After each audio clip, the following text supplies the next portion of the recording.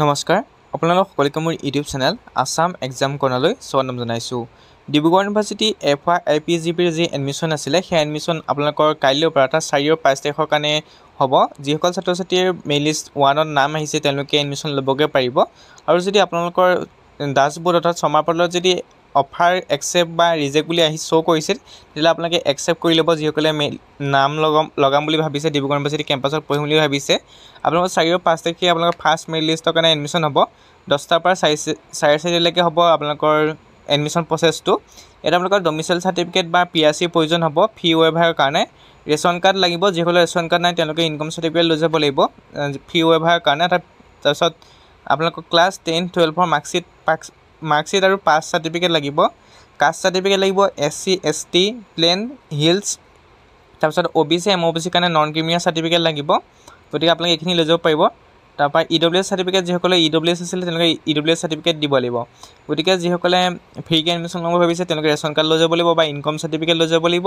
আৰু আপোনালোকে PRC থাকিলে PRC নিব, PRC নাথাকিলে ডমিচাইল চাৰ্টিফিকেট, আপোনালোকে কোৰ্টত যি ডমিচাইল চাৰ্টিফিকেট বনাই দিয়ে সেই ডমিচাইল চাৰ্টিফিকেট লৈ যাব লাগিব।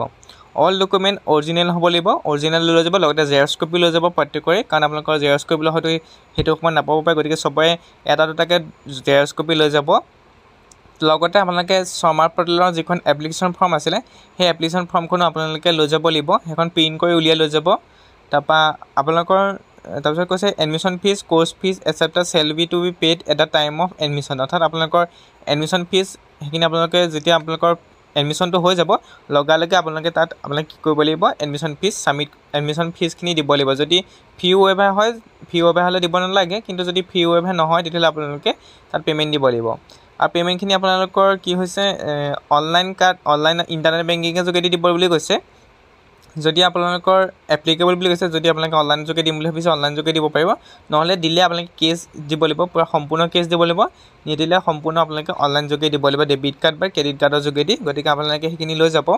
ATM কাৰ্ড লৈ যাব। ATM কাৰ্ডৰ কমাৰ্চটো অন কৰি ল'বলৈ কৈছে, গতিকে অন কৰি ল'ব।